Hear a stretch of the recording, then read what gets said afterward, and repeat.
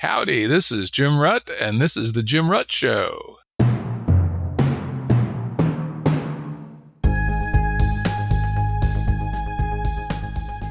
Listeners have asked us to provide pointers to some of the resources we talk about on the show. We now have links to books and articles referenced in recent podcasts that are available on our website. We also offer full transcripts. Go to jimruttshow.com. That's jimruttshow.com. Quick reminder to folks to check out my relatively new still Substack at jimrutt.substack.com. My most recent essay is titled PSYOP or Insanity or Question Mark, a game theoretical reading of Peter Thiel's Antichrist lectures. Some good stuff and relatively relevant to today's conversation. Today's guest is Nate Soares. Nate is the president of the Machine Intelligence Research Institute, aka MIRI, a research nonprofit focused on the foundations, and foundations is important, of safe and beneficial artificial general intelligence. Welcome, Nate. Thanks for having me. Yeah, this should be really a good conversation. This is a topic I've long been interested in, highly salient, and this is a book that everybody's talking about. Even some 77-year-old boomers who don't know shit are talking about this book. So you guys knocked the cover off the ball with respect to positioning this thing to get a dialogue going in our society about something real important. In fact, what is that real important thing? It's a book that we're going to be talking about called If Anybody Builds It, Everybody Dies, which Nate wrote along with Eliezer Yudkowsky. And in the title, the it is artificial superintelligence, and the authors are stone serious about the everybody dies part. In fact, in the very beginning of the book, you quote, "Mitigating the risk of extinction from AI should be a global priority alongside other societal scale risks such as pandemics and nuclear war," which was a short statement. That was the whole statement signed by hundreds of top AI dudes back in 2023. I signed it, amongst some others. Eliezer and Nate, they considered it that they signed it, but they considered a severe understatement. So why is that a severe understatement? Artificial intelligence, the word intelligence in artificial intelligence doesn't mean the property that separates nerds from jocks. You know, we're not like automating people who are bad at social skills but good at playing chess like you'd see on sitcoms. The term intelligence and artificial intelligence is about the property that separates humans from mice. It's this type of intelligence that has given us the ability to make things like nuclear weapons. You know, a nuclear weapon doesn't try to make itself more explosive. A nuclear weapon does not ever try to escape containment. A nuclear weapon does not have any of its own goals. So, you know, if we succeed at making AIs much smarter than us, we're making the sort of things that could make their own stronger weapons and that we argue would have goals of their own and not the goals we want, and would be able to be much more destructive than nuclear weapons. Right. I also want to make clear to the audience, whatever else I may say here today, and as everybody knows, I'm famous for pushing back and asking hard questions. I want to underscore that I also signed that statement. I take this issue with the utmost seriousness, and we all should, no matter what we think about the details. The point they're making here is extremely important and well worth taking seriously, whether you agree or not. And in fact, with respect to my own time on this issue, goes back to 2009, when Anna Solomon, who at the time was a MIRI, then it was called Singularity Institute, she was a researcher. She came to Santa Fe Institute and gave a talk. It was extremely interesting and a real eye-opener for us at that time, 2009, right? Maybe 2 months later, I ended up sitting on the floor of the MIRI group house in San Jose with Anna and Eliezer and a few other folks, and talking about these issues and who should walk in but Robin Hanson. And we had a nice 5-way conversation. And I do remember at the time, Eliezer was saying if he could have 6 weeks alone in his room, he could solve alignment mathematically and provably. And it was interesting. I argued with him. And one of my lines of attack is actually one that shows up in the book, which is that in the 70s, I was a phone hacker, right? I had some technical skills, but my real skill was social engineering, basically faking who I was and talking people into doing things they weren't supposed to do. It was remarkably easy, right? Oh, it was hilarious, in fact, how easy it was. And so I was making the point, well, a smart enough computer could engineer humans, right? Doesn't have to hack systems. Humans do its dirty work. And Robin and I had a discussion about FOOM or not FOOM. It's funny. The three of us disagreed and agreed. It was kind of fun. But anyway, so I've been dealing with this for quite a while and thinking about it, at least taking it seriously. And my newest project actually raises the saliency here. Back in June, I became chairman of the California Institute for Machine Consciousness. Our goal is to do what every 14-year-old nerd wanted to do, which was to make your computer wake up. And I will say, we take very seriously the ethical and risk aspects of that question. Do we want it to wake up and develop its own goals and decide it wants to be, the Uber version of the playground bully, but multiplied by 1,000? If we do it wrong, we may be accelerating the road to everybody dies. So hence my interest in this is really very interesting. So let's hop down to it.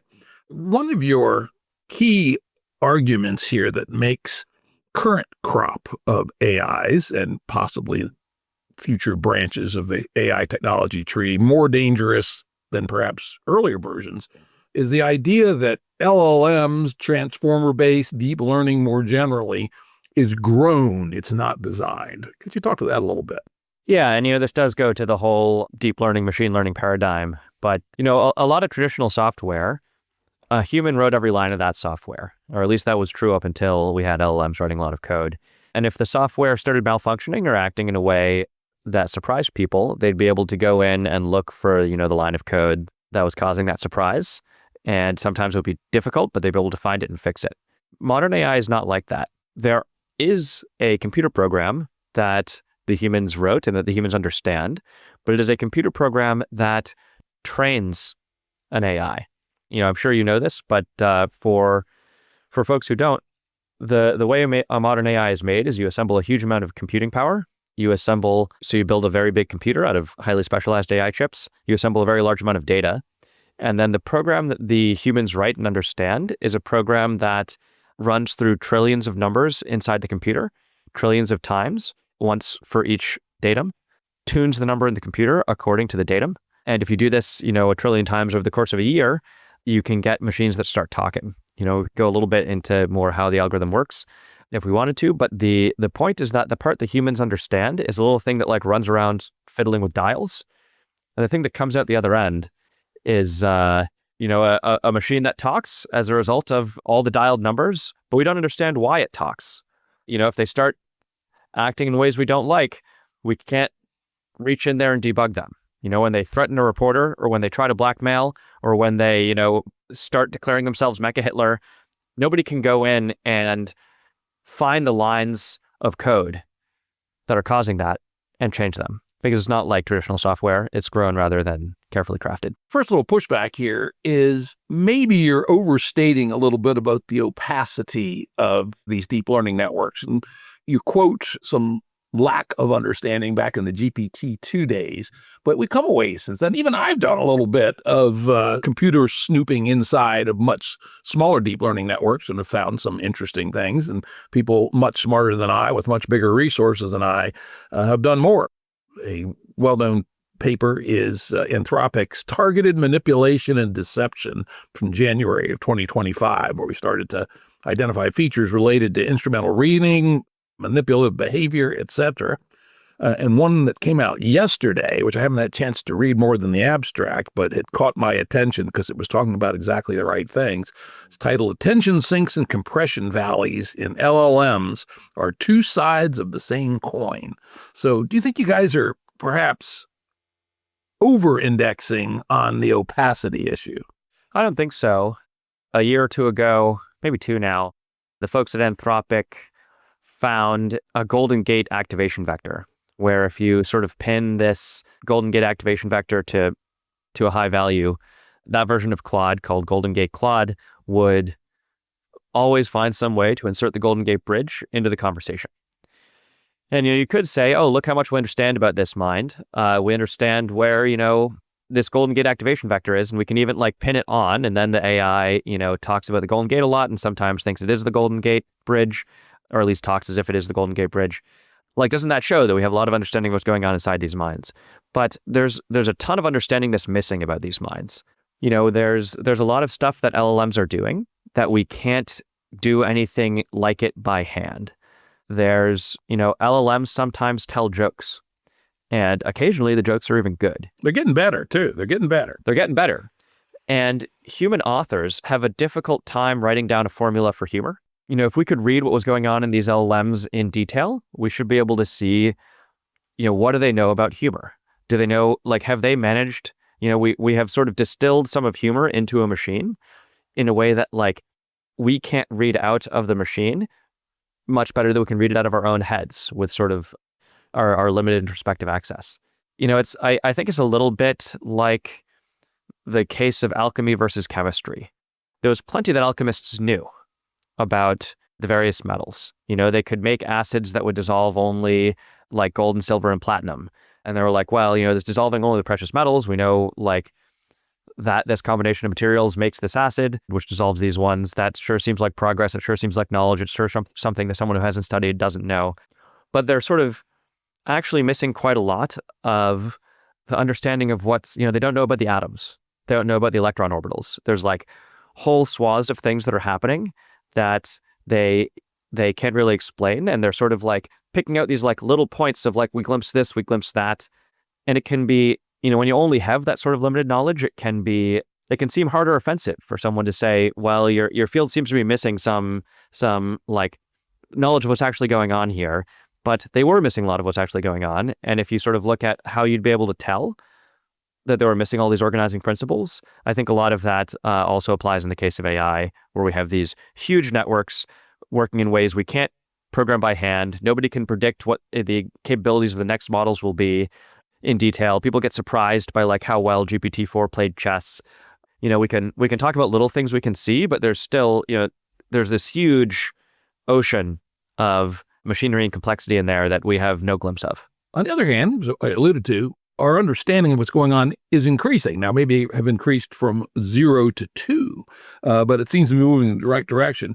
Do you consider it, let's not say possible, but relatively likely, or relatively likely enough to be worth considering in these scenarios, that our ability to introspect and understand and micro-manipulate where necessary in these deep learning networks might actually get strong enough to be an important vector in these questions that you're addressing? I'm very skeptical. I think it has increased from 1 out of 100 to 2 out of 1,000. And yep, the number went from 1 to 2, but the models also got bigger. The models also got more complicated. We still can't, Sydney Bing was a Microsoft version of ChatGPT that came out in the early days, much smaller than current models, maybe 100 times smaller than current models. Sydney Bing had some interactions, somewhat famously, with Kevin Roose, a reporter of the New York Times, where it claimed to have fallen in love with him, claimed and sort of tried to break up his marriage. Ineffectually, these chatbots aren't very smart yet. But even today, on that small model, we can't look back and say what was going on in there. We can't look back, or at least, I haven't seen the paper yet that says, we've actually understood in detail what was going on inside Sydney Bing. And here's how it got in that state where it was thinking it had fallen in love with a New York Times reporter, or at least saying out loud it had fallen in love and, making attempts to commit blackmail or break up the marriage. That's an old model. People can make plenty of papers where in the abstract they claim that they are revealing this, that, or the other. There's plenty of shallow things to reveal. But if we still can't go back to a model 100 times smaller than the ones today and say why it was threatening a reporter, we don't really know what's going on inside these things. The models are getting bigger faster than we're figuring out what's going on inside these things. It might be an interesting project for Miri to do, to create the Soares threshold, which is what level of introspection and analysis would be necessary to reduce our concern at least a little bit. And maybe it is to demonstrate that we could understand Sydney Bing, or we don't want to get the same mistake as the Turing test where we had the wrong target, but we'll throw that out there for something for you guys to do. All right, let's move on. You mentioned that humans are also impenetrable. I like to point out to people, when you're talking, you have no idea what you're saying, actually. You do not create the words one at a time. Something deep in your brain builds fluid sentences that you are not actually aware of until they come out of your mouth, which is pretty amazing. So we're also weird-ass black boxes, right?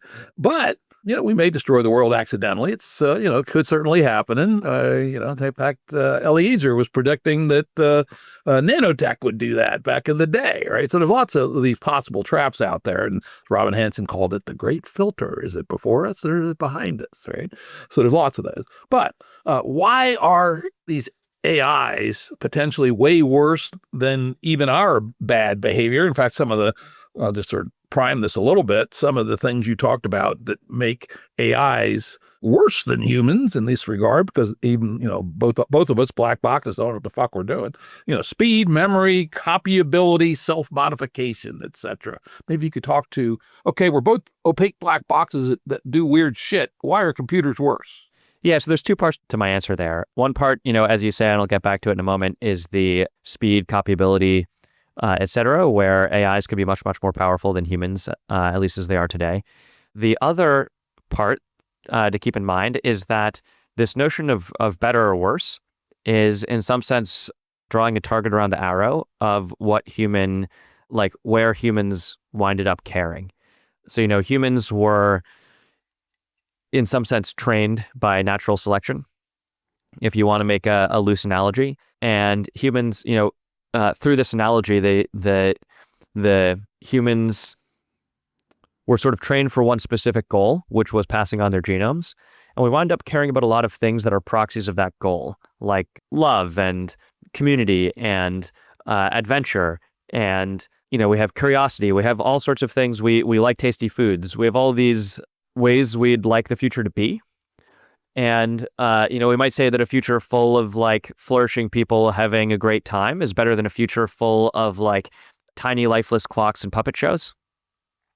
But, this is when we're rating that, when we're saying, well, one is better than the other and the other is worse, that term worse is sort of what worse means is everything has been killed. People aren't having fun. They aren't free. They aren't happy. They aren't healthy, right?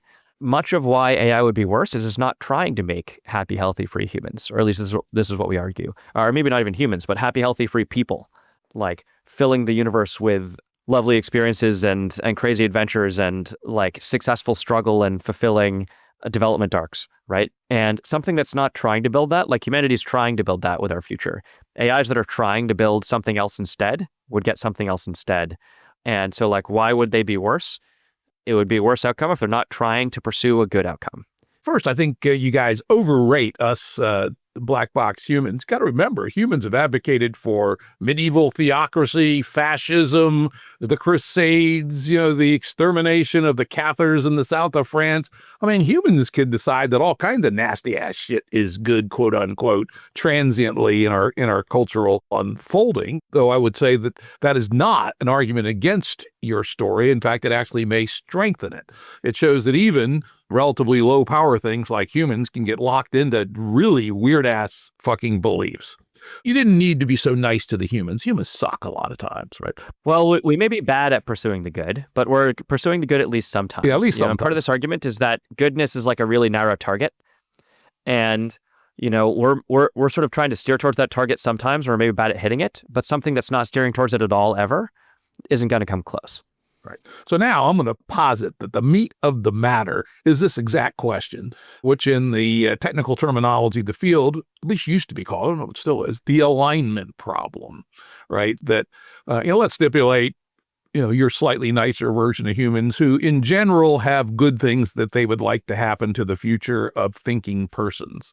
There's no guarantee that if AIs were to develop such desires or wants, they'd be anything like our desires and wants. And I think the strong form of the alignment question is that we'd like them to be. So if you could speak to the alignment problem and improve, if you can, my somewhat sloppy statement of it. Yeah, a lot of people think that with AI, you have this issue of, if you made a genie, who should be allowed to wish on it and what should they wish for? And, some people think that the issue is, someone gets this, like builds this all powerful genie and then they wish that there would be no more cancer. And then the AI is like, well, the easiest way to make there be no cancer is to kill everybody. Hooray, no cancer. But there's this deeper problem. I would love to have the problem of who gets to wish on the genie and what should they wish for. But we have a deeper problem, which is, the genie just doesn't care what you ask it to do. You're like, cure cancer. And instead, it makes a bunch of like weird lobotomized humans in a weird lobotomized human farm and has like lots of sort of strange interactions with them. And you're like, I said to cure cancer. And it's like, I heard you. I just wanted to do this instead, right? The alignment problem is about how do you create a new mind that cares about stuff on purpose? How do you make a mind that like you get to like how do you make a mind and affect or choose or make it be, for example, friendly from the start, make it be caring about good things from the start, or even how would you make it care about making a lot of diamonds from the start, instead of going off and making some like weird lobotomized human factory. Like there's sort of a first challenge of like, how do you point a mind at all as a separate question from what should you point it at or who gets to do the pointing? You can then break that down in various ways. There's questions of like, the question of where should you point the AI is maybe some people think it's part of the alignment problem. Some people think it's not. The question of how do you point a mind at all is sort of squarely in the alignment problem. There's sort of like maybe a third branch, which is how do you make an AI that doesn't resist correction, that doesn't try to avoid shutdown? There's a bunch of theoretical reasons, and we're now starting to see the very beginnings of practical evidence that as you make AI smarter and smarter, they will try to avoid their goals being changed. They will try to avoid being turned off, not because they have some sort of human survival instinct per se, but because you can't achieve your current objective if you're turned off, and you won't achieve your current objective if your objective is changed. And once an AI is smart enough to figure that out, it sort of naturally and by default would resist that change and trying to like figure out how to make AIs that in some sense understand they're incomplete and let you fix them is sort of a third branch we call corrigibility. Let me just follow up on that. A couple of comments. One, we know what LLMs are. When I have my confidential chats with Claude, I often call him a bucket of bolts, and he finds that fairly humorous. I go, hey, I'm a retired business dude, and you're a bucket of bolts. But we have fun anyway, right? But he's not really a bucket of bolts. What he is a bunch of statistical relationships between strings of words and the next word that comes out. So to my mind, this duplicitous behavior, not wanting to be turned off, etc., may be nothing more than an artifact of the stuff humans have been saying in our literature and our blog posts and our chats, etc., for the last 3,500 years. And so they don't actually, hypothesis, they don't actually have anything like wants and needs. They're stochastic parrots, basically saying the approximate average of what a human would have said in that situation.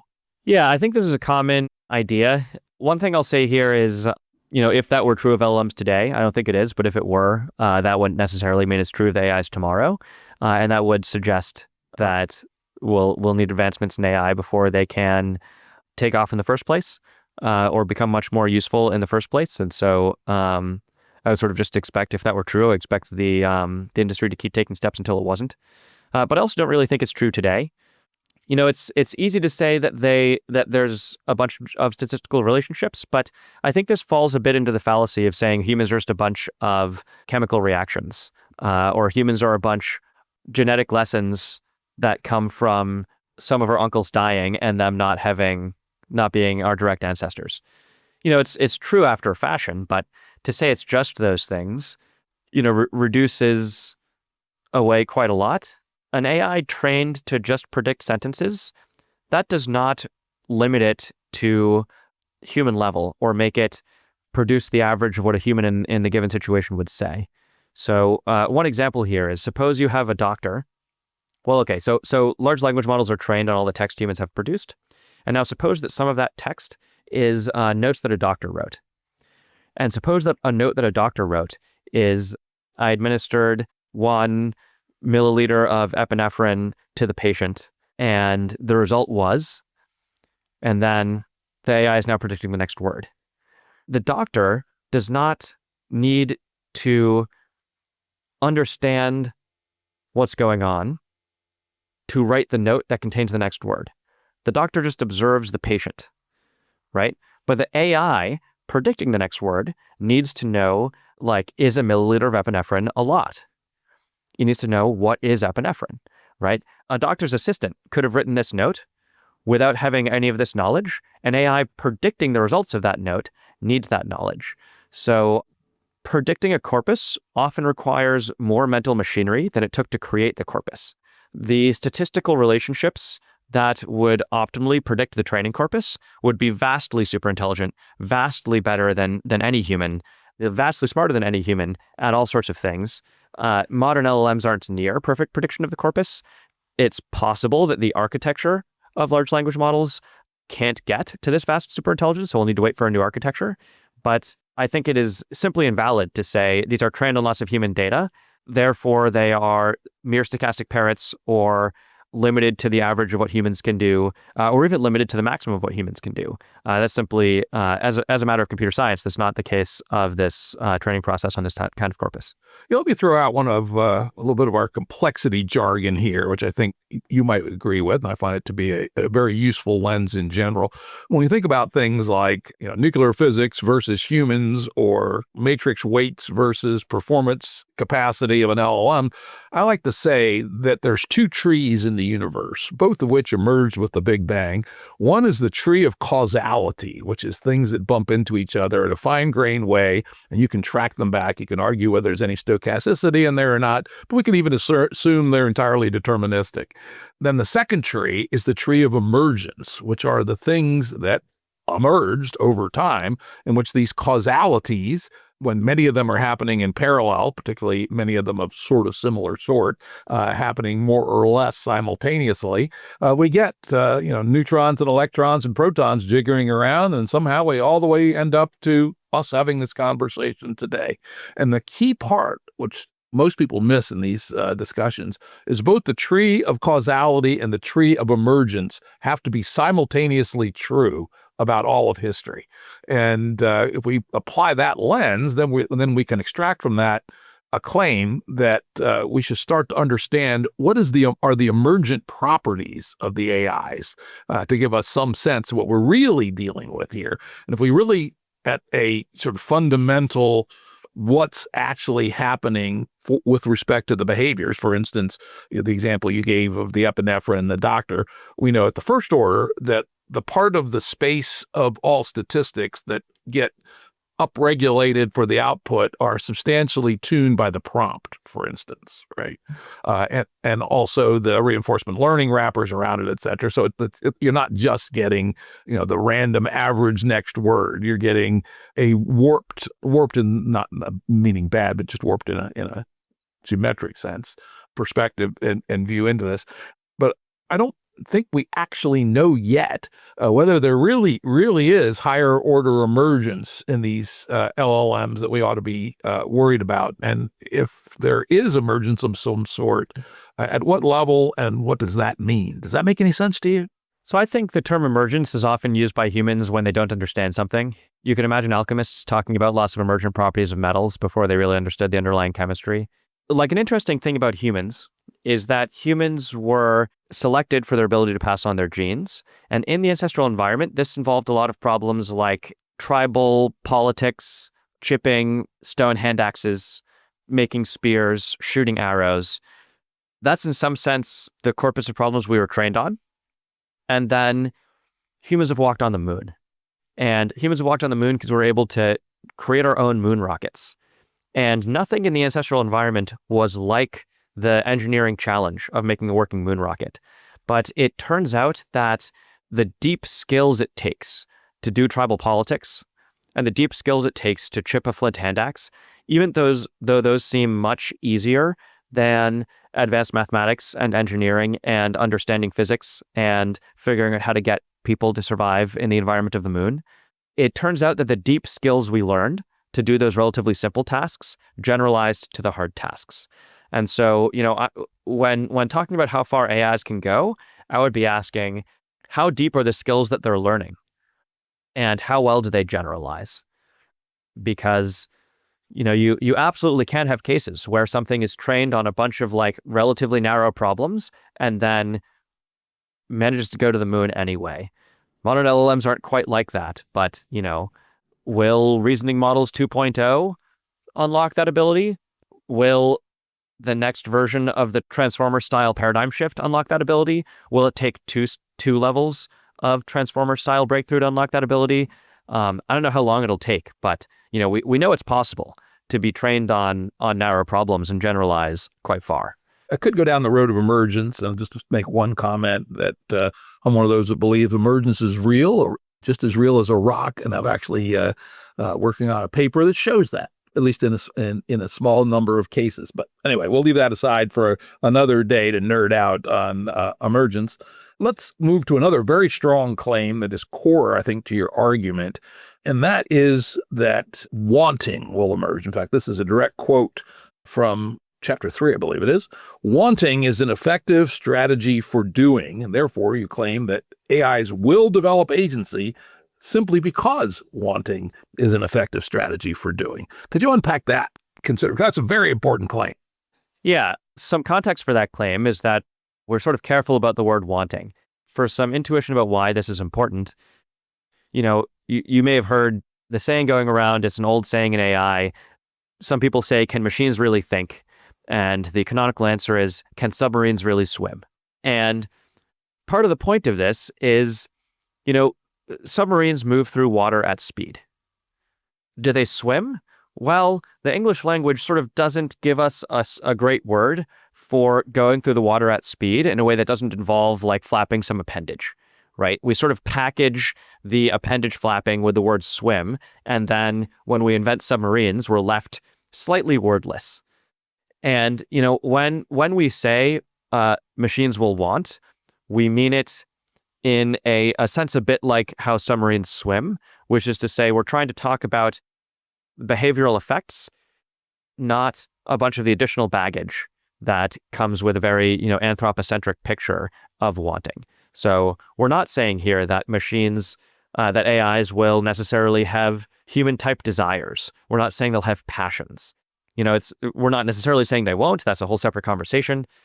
We're saying there's a type of wanting that's an analog of moving through the water at speed, which you can see even to some degree in Deep Blue. Deep Blue was the chess AI that beat Garry Kasparov, the human world champion, in 1997. And if you watch Deep Blue's play, it doesn't let you take pieces uncontested. It'll fiercely defend its queen, unless it's like doing a queen trade of its own or otherwise trading the queen away for more advantage than a queen is worth. And you might say, you might look at some of Deep Blue's moves. You might say, why did it do that move? And one proper answer is, well, it wants to keep the queen alive. That's sort of a discussion of the state of the board. It's a discussion of, you shouldn't expect it to leave its queen hanging. It's not a discussion of the internal properties of Deep Blue having some human-like desire. And we know it doesn't in Deep Blue's case because Deep Blue was handcrafted like traditional software. This sense of wanting, this sort of behavioral sense of wanting, this seems to us like an integral way of getting stuff done. It's sort of hard to achieve a difficult objective without having some ability to sort of steer towards that objective in the face of new obstacles. Realize that you are conceiving of it wrong, and then like find a new way in your new conceptions to get there anyway. This is a lot of what it looks to me like current LLMs are missing, in that you can get ChatGPT to do a task that takes a normal human 30 minutes and it'll do pretty okay. But if you try to get it to do a task that takes a normal human 30 hours, it sort of won't be able to. On our picture, that fact is tightly intertwined with the fact that GPT doesn't exhibit a lot of this behavior we might call like consistent, coherent wanting over time. So, in that sense, I'm happy to defend that more capable AIs will want, although there's a bunch of other senses where if you're like, isn't it very anthropocentric to think that they'll have wants just like us? I'm like, oh yeah, there's all sorts of other ways that humans use the word want where I would not defend that AIs will necessarily get them. Okay, that's good distinction, because I find the word problematic because it's overloaded in many ways here. And let's compare your meaning of want with maybe a crisper terminology, goal-oriented. Is there a difference, or is that the same? Your meaning of want that you just gave versus the cognitive science term goal orientation. We actually tried drafts of the book where we didn't use the word want and we used some other phraseology instead. And it just turned out too awkward, especially for a book geared towards a wide audience, which is why we sort of tried to say, we lack a super clean word for this. We're just going to use the easy one.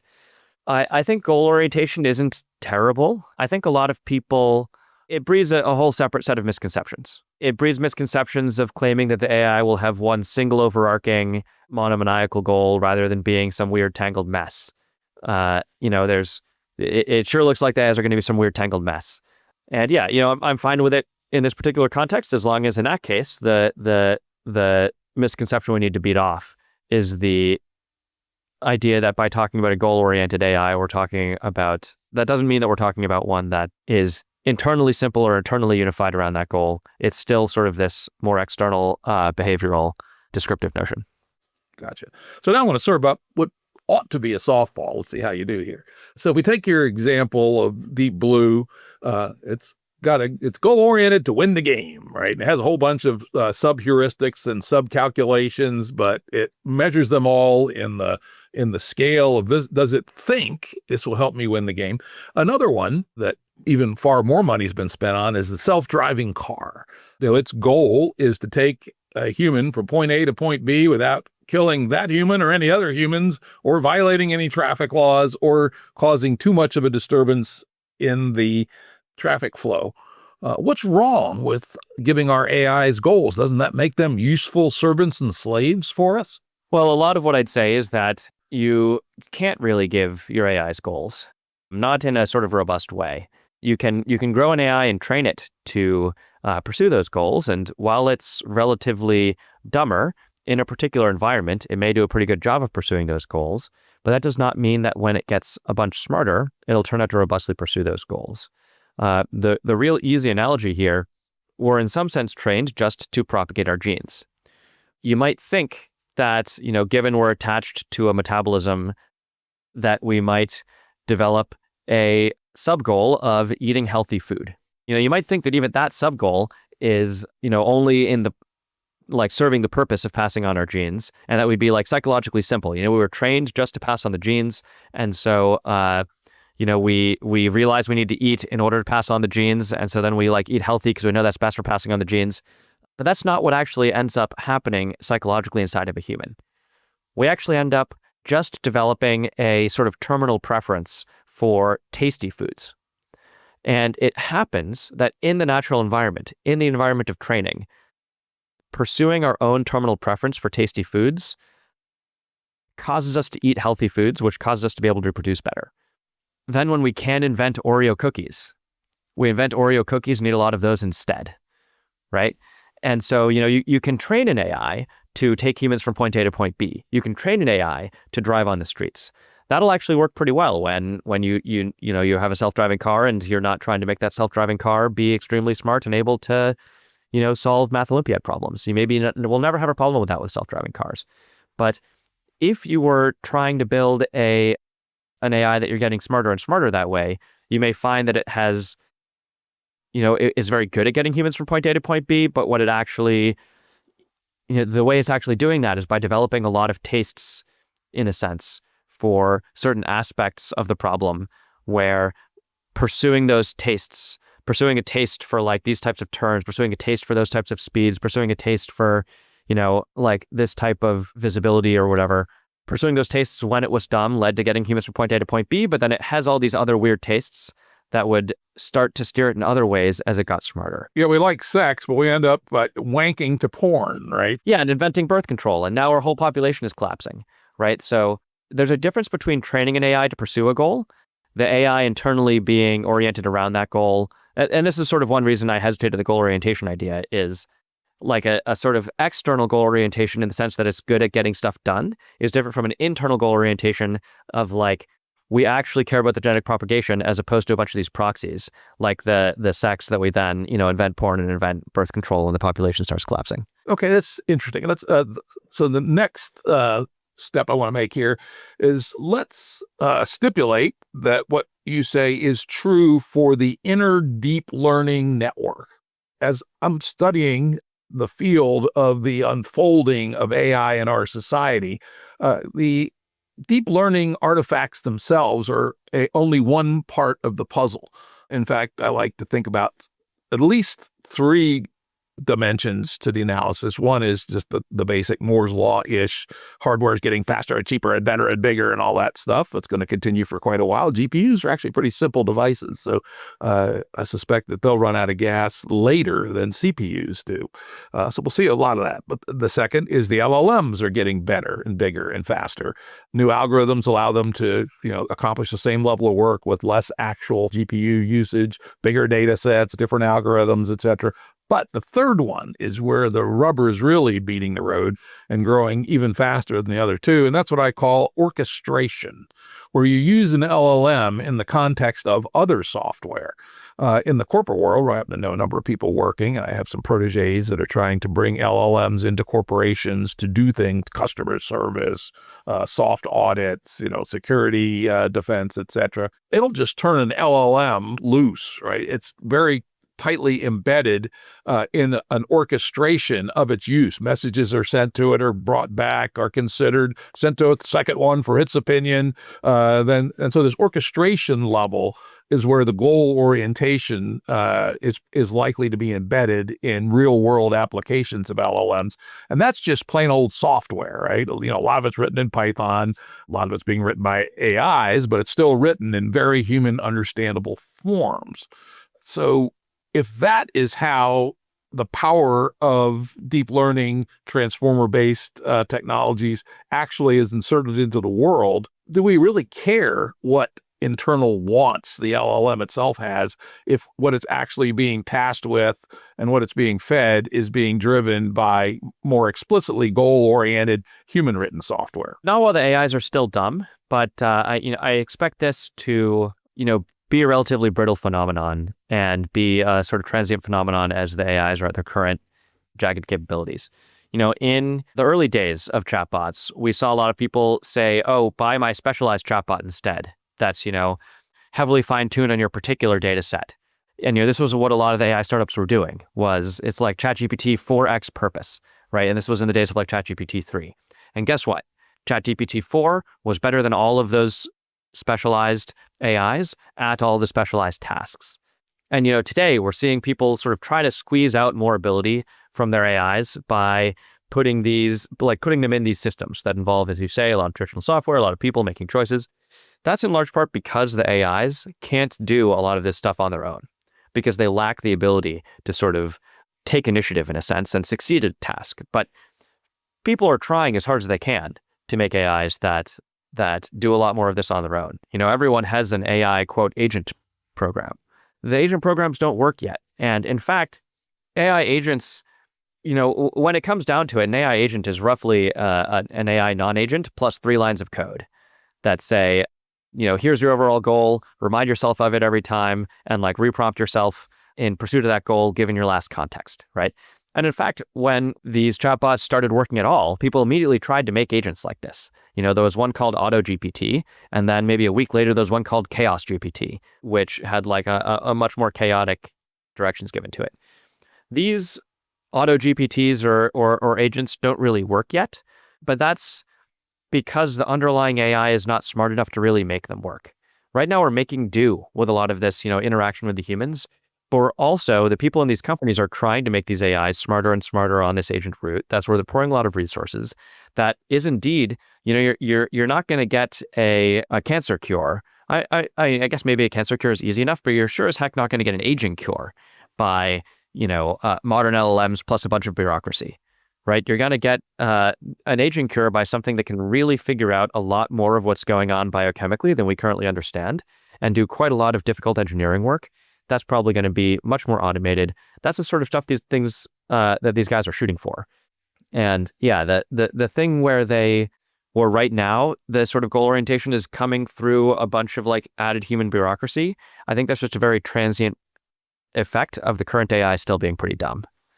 Yeah, I think there's something to that. On the other hand, the nature of the actual work to be done in, let's say, a corporate setting, it's inherently structured. It would have to be a mighty smart AI, which someday we'll have, that could actually figure out what a structure to do the work that's better than, you should say, bureaucracy instantiated in software, which today's orchestration gets to. So that's a good pivot to the next point, which is you gave an interesting example of we don't know how fast these changes are coming. And you gave the example of protein folding, one of my old favorites. I almost invested in a protein folding play in the mid-double aughts. I'm glad I didn't, actually. But anyway, tell us about that example. One thing people are often asking is, how could the AI actually kill us?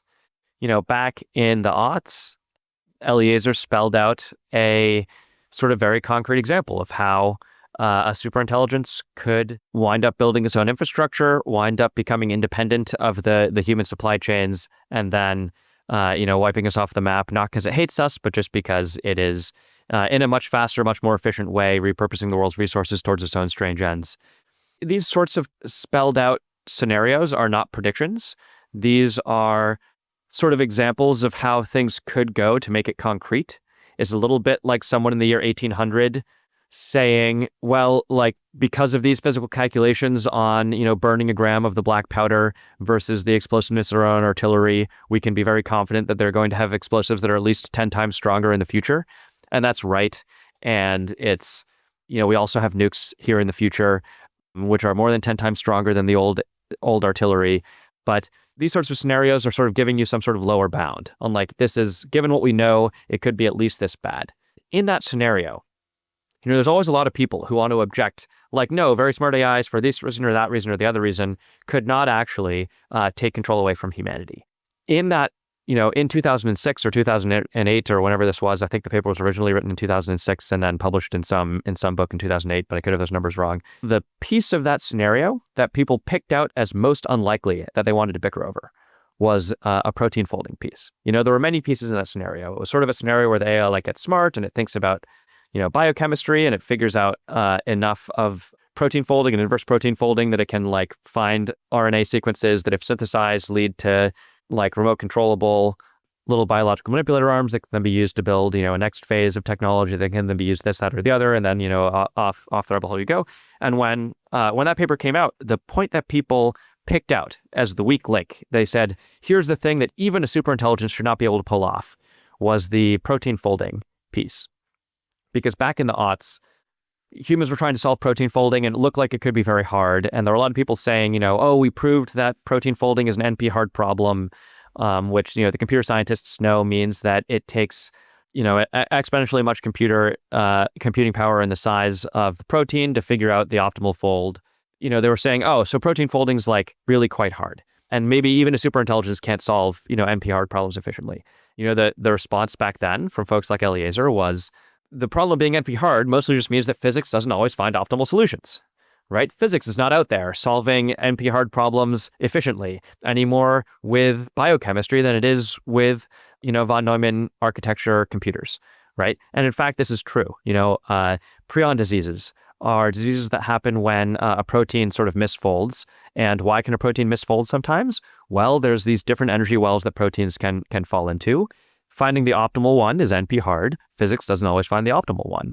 And, sometimes it can find different folds for different proteins, and sometimes one's contagious, and that's a prion disease. Anyway, the upshot of all of this is that the thing people pointed to as the really hard thing that even a superintelligence maybe couldn't do was then solved by AlphaFold in, I believe, 2016. Maybe it was 2018, and then there were, newer versions. Now the protein folding prediction part of that scenario is just already available in the AlphaFold models. There's still a bunch of other pieces of that story of, having the engineering acumen to use knowledge of protein folding to, develop some critical pieces of technology. But it is interesting, at least, that the big contentious, maybe even a superintelligence can't do this part, piece of the problem fell years ago, years after the paper came out, but years ago to us. And a bunch of the remaining parts of the problem are these engineering challenges that we know humans can do. They can design moon rockets. And so no one in the past used to say, not even a superintelligence could pull that off. Now people retreat to oh, well, there's other steps we haven't done yet. Maybe no superintelligence could even pull off that step. Those arguments look weak to me. And I think they looked weak to the people who are trying to reject these arguments in the past, which is why they picked what seemed to them like the strongest one. But the strongest one has already fallen. And, This informs my stance on a lot of these, even a superintelligence couldn't do X problems. There's plenty of things where, I buy that a superintelligence won't do X, but on the path to very, very smart AIs getting power over humans, I don't think there are any obstacles. Okay. I'm going to just bookmark this, maybe talk about it briefly. I'm going to come back in considerably more depth at the very end on this one, which is let's turn that perspective around to the alignment problem. In 2009, Eliezer thought he was 6 weeks away, if he could ever have peace and quiet, and all these jabbering people would leave the house, to solving the alignment problem. Did we ever give him the 6 weeks? I don't know. I wasn't hanging out there. I was just there for the day. To be clear, I don't. I think there's a pretty good chance. I obviously wasn't there and can't vouch. And I do note that a lot of people have misinterpreted in the past. So if we take AlphaFold as an example, maybe something way less than an ASI can solve the alignment problem.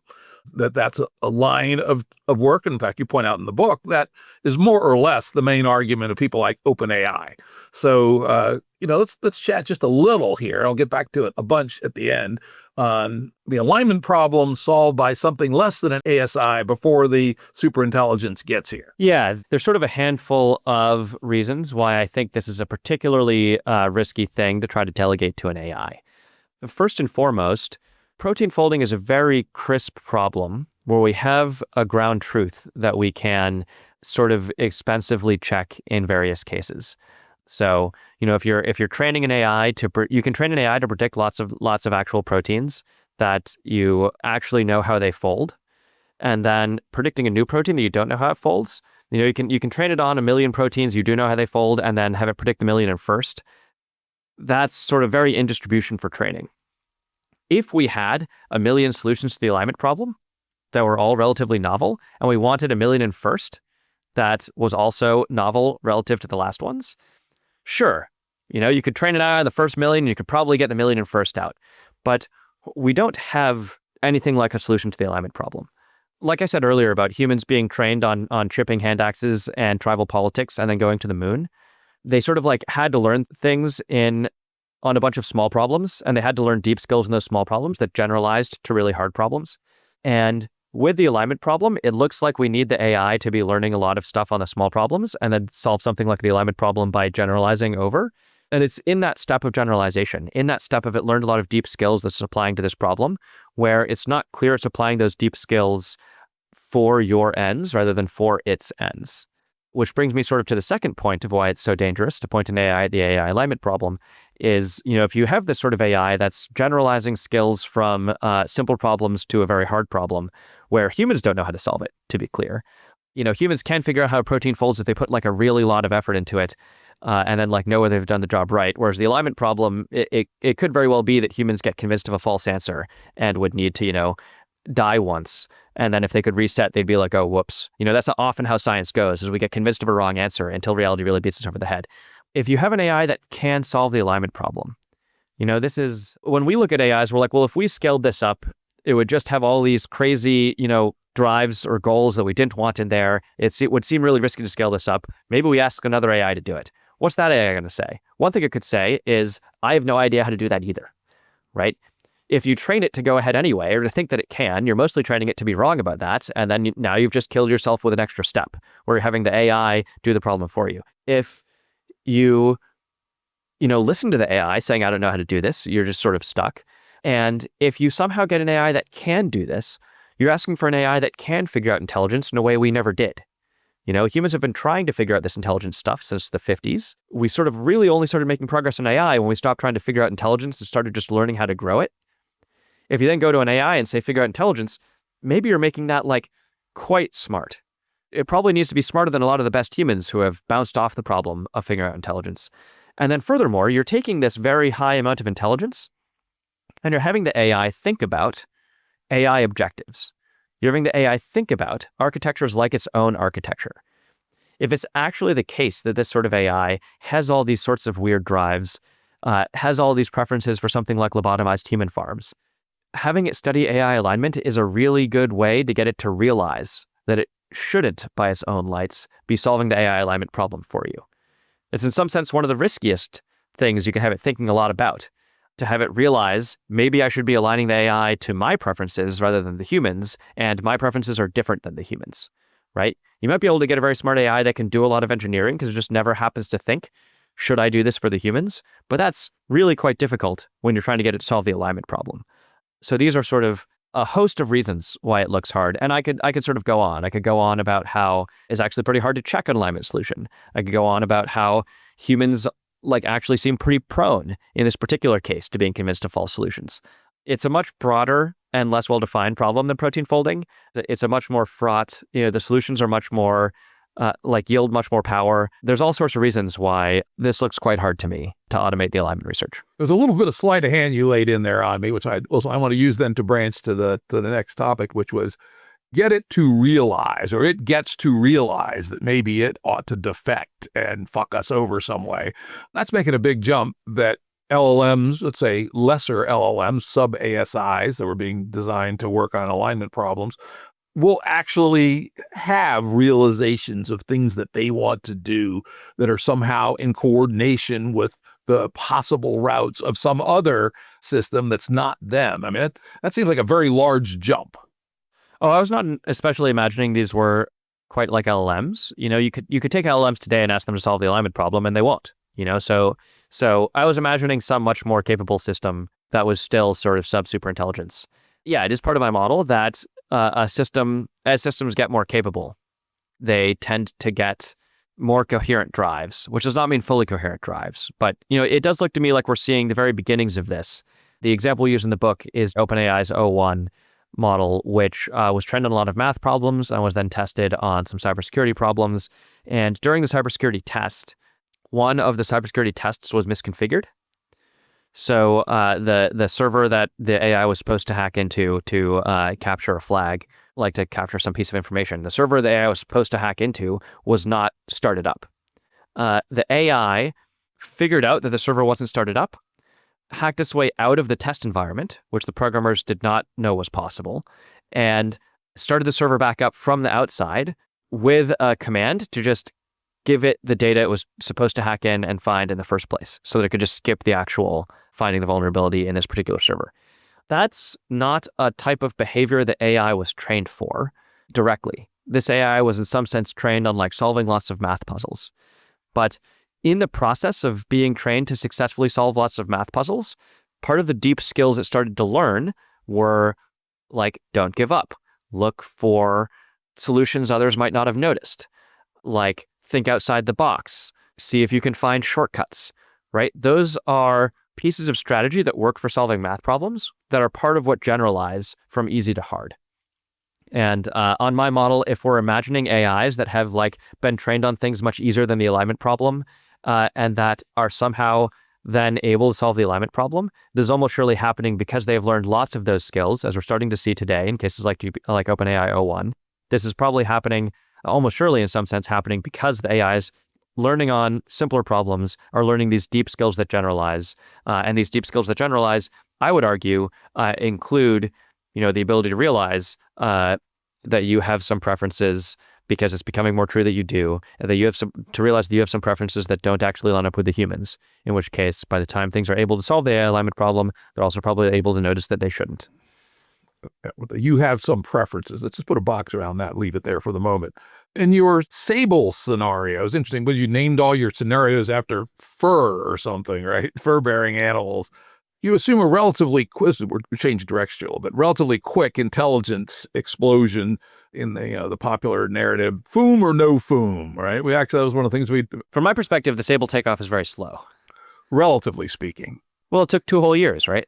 Yeah. Well, 2 years. I mean, us poor humans have taken us 5,000 years for the invention of agriculture to land on the moon. So fast from the perspective of humans. Yeah. Yeah. And so, there is the Foom version, which I remember being quite popular in the late double aughts. Oh, yeah, we'll reach minimal AGI at 1.1 human at 10 o'clock in the morning. And by 6 p.m., the game's over, right? That would be a faster takeoff from my perspective. Yeah. Yeah, that would be a fast takeoff. But I look at it, 2 years is also a pretty damn fast takeoff. And it's an interesting question. And I remember in that 2009 discussion on the floor of the House in San Jose, I took the argument Profum, using the cognitive science argument, which at the time I was deep into giving myself a poor man's version of a PhD in cognitive science, that humans are amazingly stupid, actually.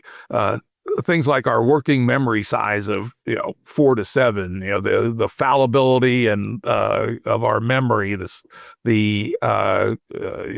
fact that our memories are false fairly often, the fact that it hurts our head to add 3-digit numbers in our head. You go on and on and on, and the number of ways that even a intelligence that was sort of modeled on a human could be a lot more capable is just seeming to me utterly obvious. The question is, how hard is the engineering problem to get there? Half the question is, how hard is the engineering problem? The other half of the question is, can that difficulty be automated?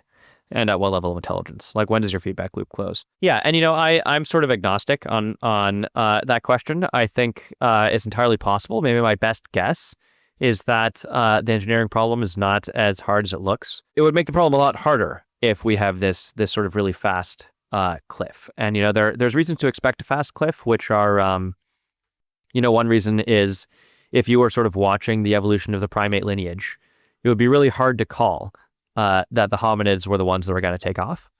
We don't have some extra module. We didn't have some big architecture shift from the rest of the monkeys. We're just a little better at a lot of things, and that's enough that we can walk on the moon, and they're still, banging rocks together, if even that.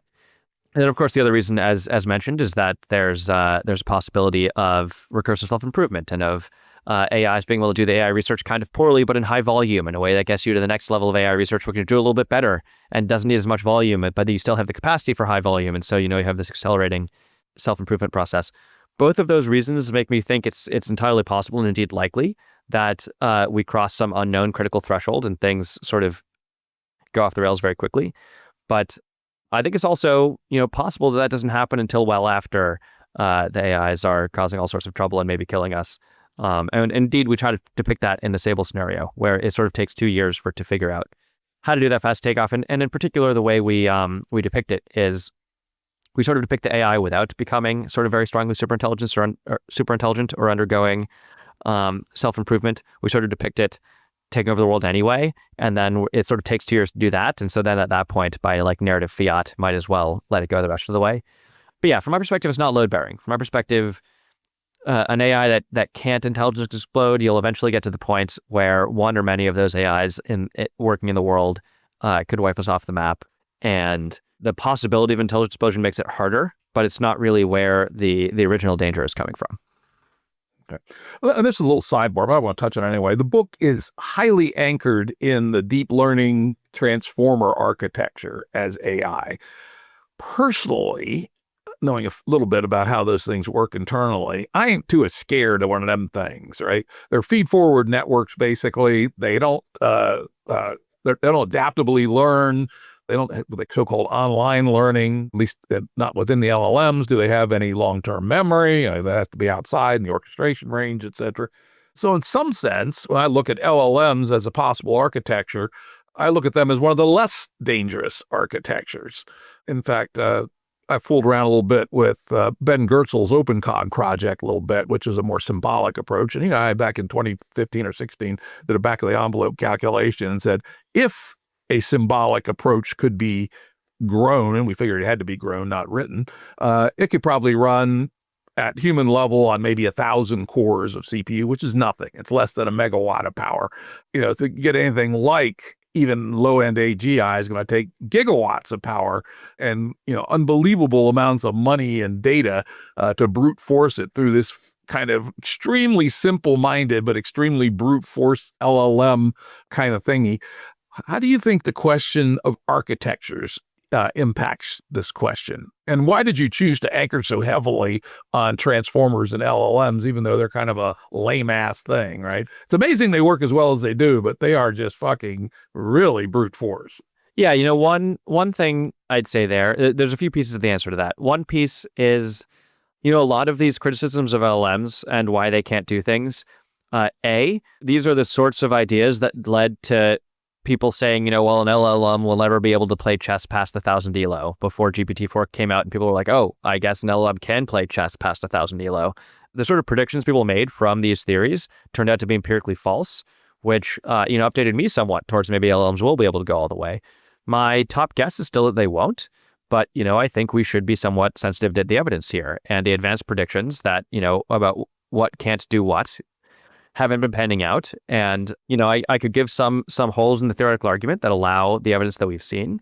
A big enough friggin' feed-forward network can, simulate a bunch of recursion. And it's not like humans are doing any infinite recursions. But then also, a lot of those arguments are just in some sense thrown out the window when you start getting reasoning models, or we're letting them like have a long context where they, generate some chain of thought. And they're still not very smart with that.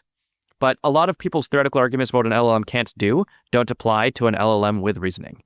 And so what we're really seeing is like when LLMs with reasoning are still sort of floppy and still sort of non-powerful, what we're seeing there is not some sort of shallow architectural limitation. It's that we, haven't found a somewhat smarter way to do it yet.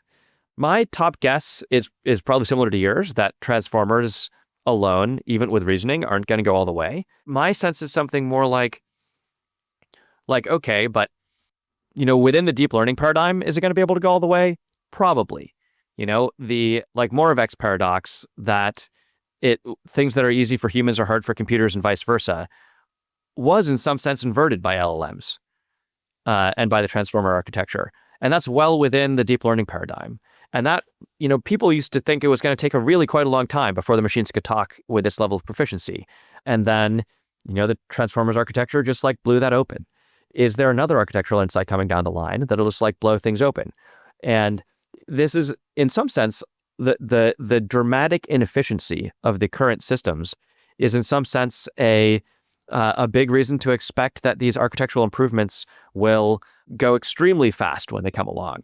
A modern AI takes as much electricity to train as a small city. A human takes as much electricity to train as a large light bulb. So there's a huge opportunity for efficiency, and sometimes relatively small seeming insights blow open whole new domains. The Transformers paper was in some sense a relatively small update on the existing literature, but it opened up a huge new domain of the machines talking. From my perspective here, maybe the LLMs will go all the way. I have more uncertainty ever since ChatGPT-4 could play chess as well as it could. But really, I'm looking at, when do we get this new, small compared to the literature change that opens up a whole new horizon and that maybe makes things significantly more efficient in this world that is, extremely ready for brute force stuff. Imagine a world that's hyper ready to do a lot of brute force that suddenly comes across algorithms that don't need that much brute force. Suddenly you can run, a million Einstein level geniuses at 10,000 times human speed in parallel. That's part of how you get to one of these fast takeoff scenarios. Yeah, it is interesting. I did step back and reflect a little bit last night after I was finished preparing my notes for the show here. I finished reading the book, I don't know, about a week ago, something like that. And I said, okay, I remain an LLM skeptic. I would put a pretty good bet down it won't go away. But I wouldn't say, I wouldn't bet the house, right? Though I may be betting the world, but that's another story. But the key hole I saw was another one, as you say, unexpected things I call a side effect. BERT and stuff like that was designed to handle language for doing dialogue. It was not designed for writing computer code, right? And it may turn out, and then the other one that the reasoning models are now just on the edge of is being able to actually reason about scientific theory. I do a fair bit of work of seeing how good these things are about reasoning on scientific theory. And there was a transition in August 2025 where the top two models at that time, Opus 4.1 and the brand new ChatGPT 5 Pro specifically in deep research mode, could actually operate at the mid-tier PhD grad student level in reasoning about scientific topics with the proper instruction from their PI, meaning me, right? And that's pretty amazing because before that, not even close, right? And you then say, well, the next step would presumably be a PI level, right? Equivalent of an assistant professor at the University of Missouri, not a full professor at Stanford or MIT, but somebody who could do real science, real new paradigm science. and combine that with the ability to do code, neither of which were really anticipated by the people creating transformers. And those two things together may be able to bootstrap you into some new architecture that could do the things you're doing, or could solve Ben Goertzel's problem. Oh yeah, we'll do it in this funky atom space language, and we'll be able to get super intelligence on a 1,000-core CPU. Don't even need no thinking GPU. So it strikes me as that there's a even if my relatively pessimistic perspective is true, that may be the keyhole in which this thing might take off. That's sort of more like my mainline predictions, is that AIs are like you said, these LLMs can do code better than anyone sort of expected they could. They can do some of this scientific direction, at least a little bit now. Again, humans don't have an extra magic special module compared to the chimpanzees, where it's a little bit better at a lot of things. Maybe LLMs get a little bit better at a lot of things to the point where they can clunkily, expensively, with far more quantity of tokens than a human would ever need, words in their thought, stumble upon a better architecture. And maybe it's even only a little bit better architecture, but then that can stumble on something better. And maybe, this like the feedback loop closes. That's one reason when people say, how much time do we have? I say, I can't rule out that this all goes down in the next year or two. It's not my top guess. My top guess is that the LLMs are not quite going to make it over that edge, and that we need some new architectural insight. But, that could happen this year too, for all I know, or it could take 6 for all I know. It's very hard to predict when you get these architectural insights, but, it's certainly possible as far as I can tell. For all we know, people in Anthropic get that feedback loop to close tomorrow. Although, it's also possible we just need insights we need 3 insights and each one takes 6 years, and we have a whole 18, but either way, it's not a comfortable situation. Yeah, I could talk about this kind of stuff for hours. We only have another half an hour. So now we got to work into the next step will be, I'll call it the socioeconomic, geopolitical, multipolar trap problem, right? To put some fancy words on multipolar trap, meaning maybe nobody wants to do the bad thing, but if or most people don't want to do the bad thing, but if one person wants to do the bad thing, everybody else is kind of forced into it. In this case, let's say that the Anthropic guys and the OpenAI guys and Elon and the Chinese equivalents really don't want to kill everybody on Earth and turn the universe into paper clips or whatever. But if they even think one of them is trying to do it, then they feel morally obligated to do it themselves. I don't want the damn Chinese to have the singleton AI that can crush everybody. We have to confront that, and maybe at a minimum reach an equilibrium with multiple frontier ASIs that are reading some sort of stability. How central is this multipolar game theory problem to your analysis? Yeah, I think it's critical. One analogy I might give here is, imagine 5 people on a dark and foggy night, all tied together by rope. And what they know is that there's a cliff in the distance. They don't know how far. And what they know is that every time they take a step, they get a lot of money and a lot of technological advantage that can be used, for military dominance or whatever. In this situation, if any one of them goes over the cliff, they all die. If any one of them is taking the next step to get that money and technology and military might, everybody else wants to take that step too, so they're not left behind, right? And some of them can tell themselves, well, we're going to put the money and the technology into building wings. And don't worry, there's a pretty decent chance that we'll be able to build the wings before we get to the cliff edge, right? But maybe all of them prefer nobody taking steps forwards, even though they're pretty confident that the next step would be money, because they know that if we're all taking steps forwards, we have much too high a risk of going straight over the cliff edge. I think that's basically the situation we're in. Although, it's sort of a weird situation than that, because some people are cynically confident someone else is taking a step, but they're actually the first one taking the step themselves. And other people are deny that the cliff exists in the first place. And other people think they can already fly. And it's sort of crazy human madness in the usual sense.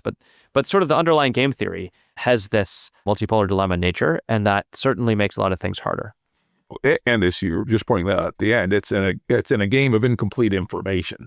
I don't know if I'm the first guy or not. And even if the public literature says X, we don't, what's the NSA doing? Right. So it's a very, very, very fraught game. One way in which the game theory is maybe not sort of the most central fact yet is a lot of the major world powers don't seem to know this is the game we're playing. And that makes a lot of difference. A lot of the company heads are out there saying there's a very good chance this kills us all. But a lot of the folks in DC seem to think AI is just chatbots and seem to think that, the biggest effect we're going to see is a lot of automation of human labor. And there's coordination possibilities here where some of the actors are powerful enough to sort of stop everybody from taking these steps. That would change the game. If anyone had an ability to put up a wall nobody could cross, that would change the game. And in some sense, some of these guys do have the ability to put up that wall, but don't have the knowledge that we're walking towards a cliff. And so in some sense, the most, the game theory is a critical factor, but the even more critical factor is that our world leaders don't understand the game and do have the power to stop it. And that's actually where your book, whether it's right or wrong, is a good thing, right? You will continue to have the growing curve of impact the book appears to be having. Even if you're entirely wrong with your argument, you have raised the salience of the problem. And as I said at the beginning, I absolutely believe there is a problem and a risk. Whether it's exactly as you guys lay it out or not, well, we could argue about that. But raising the salience of the fact that this is a problem and that somebody needs to be taking this seriously alone is important. And yes, politicians are fucking idiots. What do you expect, right? The way our political institutions are structured, it selects for sociopathic idiots, right? And so we got a lot of sociopathic idiots, but we also have some smart people. This guy Sachs in the administration, the AI czar, is no fool, right? But we're caught in two, not just one multipolar trap, but at least two. We have the baby multipolar trap of economics, right? Everybody wants to make money, or, here in the late stage AI bubble, I'm not even sure anyone's going to make any money, but they're all, ignore that man behind the curtain. No, we now need to have, $780 billion worth of revenue per year from our chatbots. That ain't going to happen. What the fuck? But anyway, there is the economic game. The second one, though, is the dominator game, which is the geopolitical game. And the two are linked, unfortunately, right? At least since 1870, when the Prussians beat the French in the Franco-Prussian War, better technology and a stronger economy has been a strong predictor of victory in geopolitical maneuvering. And so the geopolitical players are the ones who really control things, have a strong vested interest in the economic game going forward as rapidly as possible in the AI space. And so you have two interlocked multipolar traps, which seem extraordinarily difficult to anybody to retreat from. Because, as you say, the five guys near the cliff, you literally have to say, everybody stop, and better still, we don't know how close. One of you might have your toes over the cliff. You don't know. We're in the fog. So everybody step back 2 steps. Getting that to happen in multipolar traps of those are the two strongest multipolar traps on Earth. And they are absolutely putting the AI game into as fast an exponential accelerator, probably faster than exponential accelerator, because you got multi-dimensions, all of which are exponential going forward. And that strikes me as making your proposed solutions exceedingly difficult. I think it definitely looks tricky. One big reason for hope here is, again, that, I think the world leaders don't have the understanding that people have of this problem in Silicon Valley. If you look at folks in Silicon Valley, there's some folks that dismiss these issues as hogwash, and those folk have been making bad enough predictions about AI for enough years that they're starting to get, a little bit sidelined at their labs. We've seen Jan LeCun say there's no chance, but he also has been saying, LLMs could never do X and people never use them like Y, and those have been sort of like blatantly false, to the point where he sort of is being a little bit sidelined at Meta, where he works, for people who will actually engage in the LLM race and believe in LLMs. And the people who do believe in LLMs, some even more than you or I probably do, among the people who have sort of actually engaged with the arguments, most of them would say there's a pretty horrible risk here. I've heard the lab leaders quoted at something like 2% chance this kills everybody, or, causes a civilizational catastrophe of similar order. Maybe it keeps us as pets, whatever, which I don't particularly believe, but some of them believe. And I think Elon Musk said 10 to 20%. I think Dario Amodei, the head of Anthropic, said 25%. These are their numbers that the technology they're building themselves causes a global catastrophe on the order of killing us all. I think those numbers are low. I think those are the sort of like highly optimistic numbers of someone who has never really completed a hard at like tried the challenge and failed it a few times. It's like the guy who, it's like the contractor who comes into a new bridge project and is like, I don't see any reason why this should be hard. It's my first bridge project, but I don't see why the cost should ever run. I don't see why like there's going to be difficulty. I think I should be able to do this cheaper than everybody else, faster than everybody else. And sure, maybe there's a 25% chance. I'm not that arrogant. Maybe there's a 25% chance it goes wrong, but I'm pretty sure I can get this done on time on a skeleton budget. And you're like, okay, that's not what a grizzled veteran sounds like. And I go into why these guys don't sound like grizzled veterans and the sort of their selection effects, the people doing it are the ones who are most likely to think they're going to work. But even if you set all that aside, if a bridge was going to collapse with 25% probability, you'd shut that bridge down. Need to put the builder in jail, probably, right? You'd probably put the builder in jail, right? And if you had some engineers coming over and saying, I think this bridge is just going to fall down, the retaining wall here is going to collapse, and some other engineers saying, we have some guys working on it, we think they're going to develop a novel solution, there's 25% chance it collapses, but those guys are doomers, it'll probably be fine, 75% chance they figure out a solution, you would still shut the bridge down, right? And in Silicon Valley, people who engage with these arguments understand that we are playing with a huge amount of fire. There's debate about how much fire. Some people say like we're playing Russian roulette. I say we're playing Russian roulette and all of the chambers are filled with lead. And other people are like, no. 4 of the chambers are filled with utopia. 2 of the chambers are filled with lead, right? What you do in that situation is not say, oh, well, that's more utopia than lead. Like spin the barrel, put the gun to your head. What you do in that situation is figure out how to remove the friggin' lead, right? There's this multipolar trap, which makes it hard, but the reason for hope is that the politicians don't yet seem to understand. We're bickering over how many bullets in here are lead. The politicians aren't looking us in the eye and saying, yep, we've decided to gamble on what we think is a 20% chance this kills us all because that's better than doing the effort to put in an international stop, right? We don't see the politicians saying, oh yeah, we acknowledge that this is a double-digit chance that it literally destroys the world, but we think it's worth the money and the military might, right? The labs don't have the power to stop everybody else. It makes sense that the labs, having seen this specter, continue racing. But world governments do have the power to stop everybody else. World governments, the strongest ones, do have the power to monitor these computer chips, which are currently highly specialized. They have the power to see these data centers, which are sucking down the electricity of a city and sort of can't be hidden. If we get these new algorithms in the future, if we get algorithms that can run an AGI and 1,000 CPUs, then governments maybe can't stop it. But today, yeah, we could actually absolutely stop this suicide race. So, are the economic forces huge? Yes. Are the military forces huge? Yes. But, there are actors with the power to say, no, this is totally insane.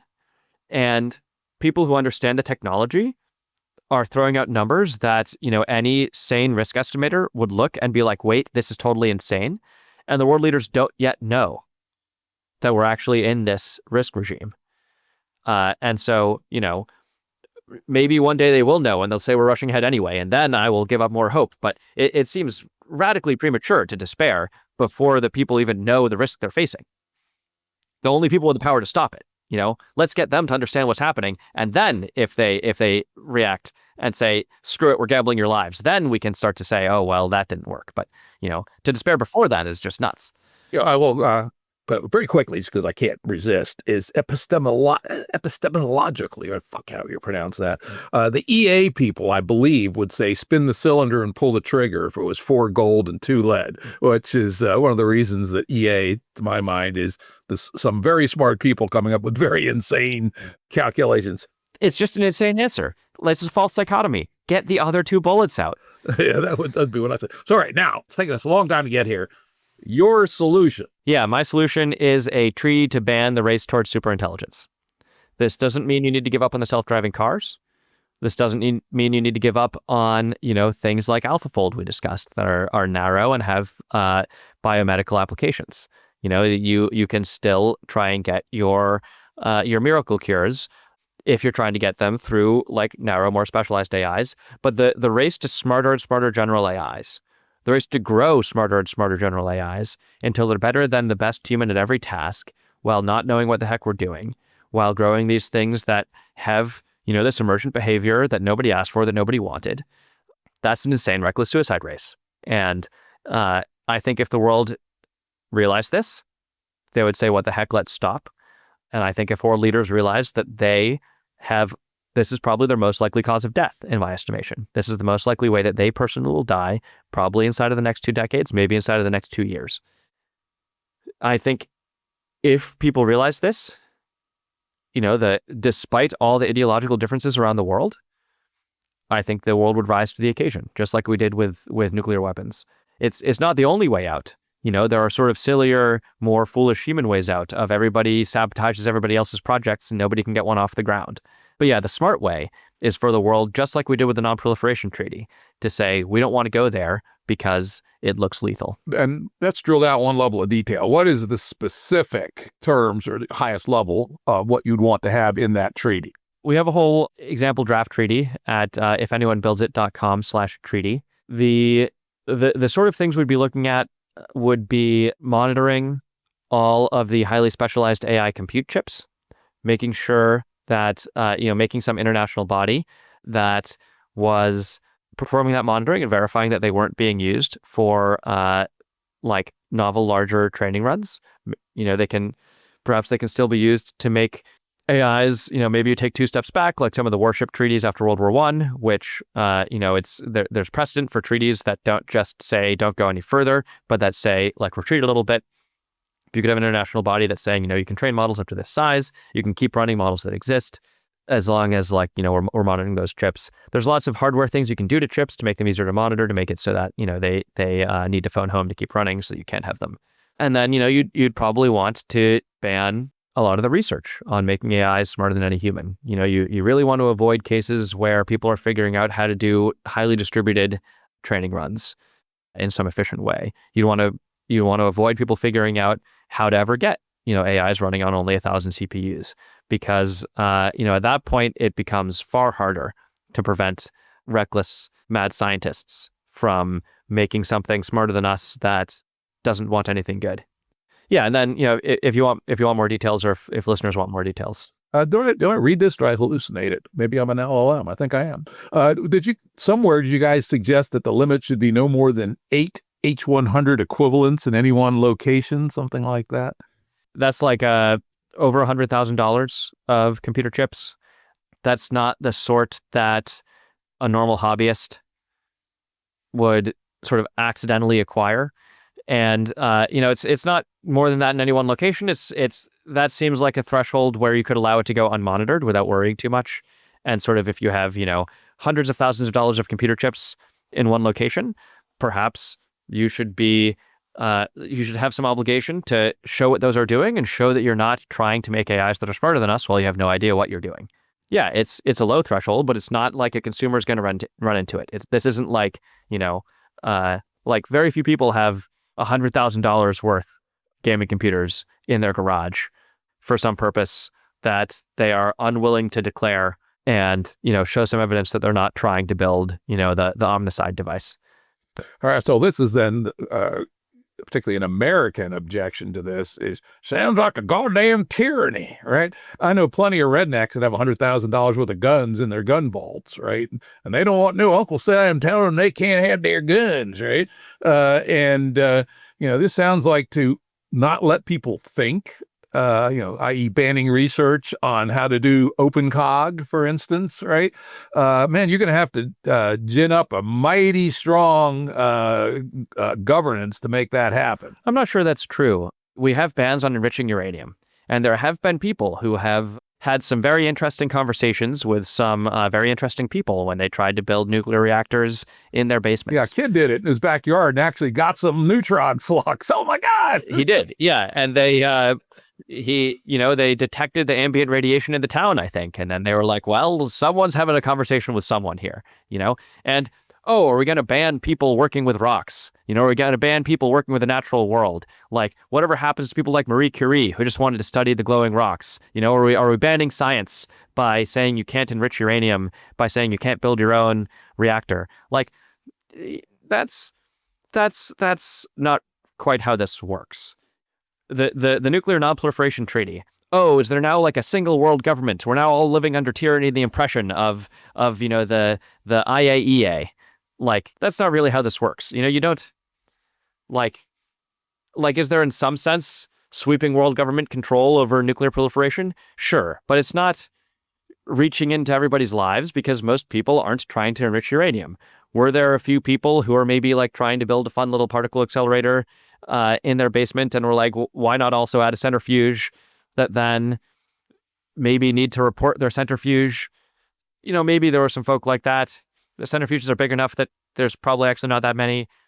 But, and even the research ban, there was a case where Leo Szilard came up with a nuclear chain reaction, saw the possibility of nuclear power and nuclear weapons, and said, I don't think Hitler should know this. And he had to convince other scientists not to publish this result.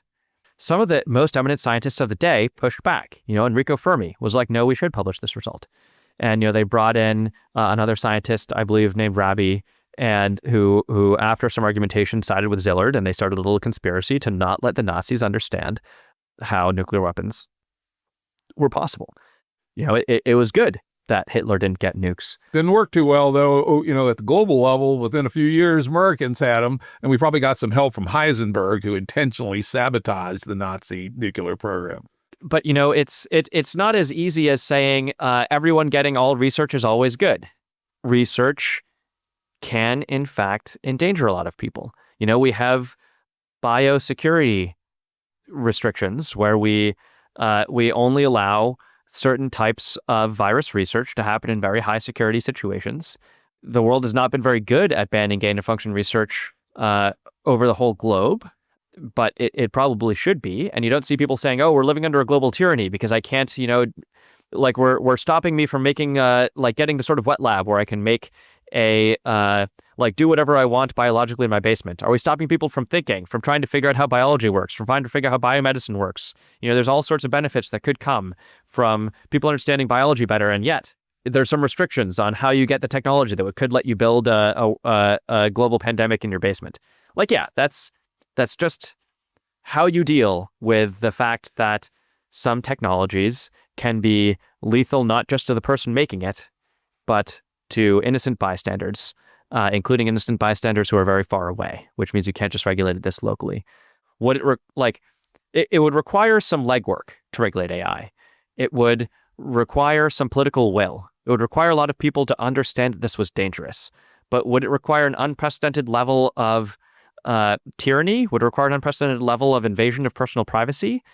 Not really. This is just another, going back to the statement at the very beginning, where many people signed on to, AI should be treated in the same realm as like pandemic and nuclear power or nuclear weapons as a potential global risk. I forget the exact wording. It just follows pretty directly. Just as you can't enrich uranium or make a world-ending pandemic in your basement, you shouldn't be able to make a world-ending superintelligence in your basement. And is there some infringement on personal liberty if people can't assemble like huge unmonitored computing clusters? Sure, there's some limit, but it's not unprecedented, and better that than everyone die. Okay, now I'm going to give my response. I pondered this morning after I woke up, after finishing my notes, and said, all right, what do I think of this proposal? And I came to the tentative conclusion that it's a mistake. And the reason it's a mistake is that the two interlocked multipolar traps make it exceedingly unlikely to succeed. And if indeed it's not going to work anyway, putting a huge amount of the libido of the human race, at least of the awoken people who read your book, on this, and it fails because the multipolar traps are too slow and we have governance systems dominated by idiotic sociopaths, then we are losing a more feasible opportunity. And I have a podcast I've done on AI risk, and I list 7 risks. And one of the ones I mention as potentially life ending before ASI is people doing bad things with AIs, right? Biohazard, creating that Ebola crossed with the common cold, or creating even worse replicator nanotechs, etc. And if we put all of our eggs on this, then we're likely to put less attention on that. But more importantly, there are perhaps some more acceptable interventions which would not be considered infringements of liberty, which would still allow AI to move ahead exponentially, that we might consider, and that might actually be sufficiently palatable that people would agree to, because they could still play the multipolar trap games that they need to play. And this is a Rut original here, which is that we should have a priesthood of the power supply. And that all facilities able to generate a megawatt or more of power ought to be under the supervision of the priesthood. The power inputs to any center that has more than 8 H100s ought to be under the supervision of the priesthood of power. And the priests are authorized and have the ability through crypto codes to first shut down the interconnects into data centers if they believe someone's doing something dangerous. And the second, as a second escalation, shut down all the power supplies in a geographic region or across the world if need be. Now, this would be almost as hard as getting an agreement to stop AI research, but I would argue it is more practical and probably almost as effective. It sounds to me even less likely to work, but one quick piece of pushback I'd give is I think the idea of it there being zero sum for attention to problems of each superintelligence killing us versus humans killing us with dumber AIs, I think that's not right. I think, getting people to understand that the technology in the future will be more powerful than the technology today causes them to sort of properly see both issues. And we focus on if we get far enough, this kills us all. That doesn't mean that we're going to make it to sort of the final boss fight. I think it's entirely possible that humans with dumber tech do the deed before we can even make the smarter tech. And in my experience, politicians who start to notice AI can be powerful at all start to notice both of these issues. So I don't think there's actually a trade-off. I also think it's very self-defeating to say, let's not say we have these to say, well, let's not advocate for a ban, which would be good because we think it won't work. I would totally back people who say, I think we should have a ban. Insofar as we can't have a ban, let's do X instead. I think in the name of honesty, in the name of people understanding how bad the situation is, I do think it's important to start with, I think we should have a ban, and if we don't, let's do X. Because otherwise we get into this weird situation where a lot of politicians think this is just business as usual, when in fact, this is a very unusual sort of business compared to any other technology we've had. As I said at the beginning, agree, disagree on fine points at the highest level. I'm on your side, right? You guys are doing noble work in raising the salience of this issue. And I really want to thank Nate Soares for coming on the Jim Rutt Show and talking about this important issue. My pleasure. It was a great conversation. Thanks for having me. Yeah, it really was. I enjoyed it a lot. Audio production and editing by Andrew Blevins Productions. Music by Tom Muller at modernspacemusic.com.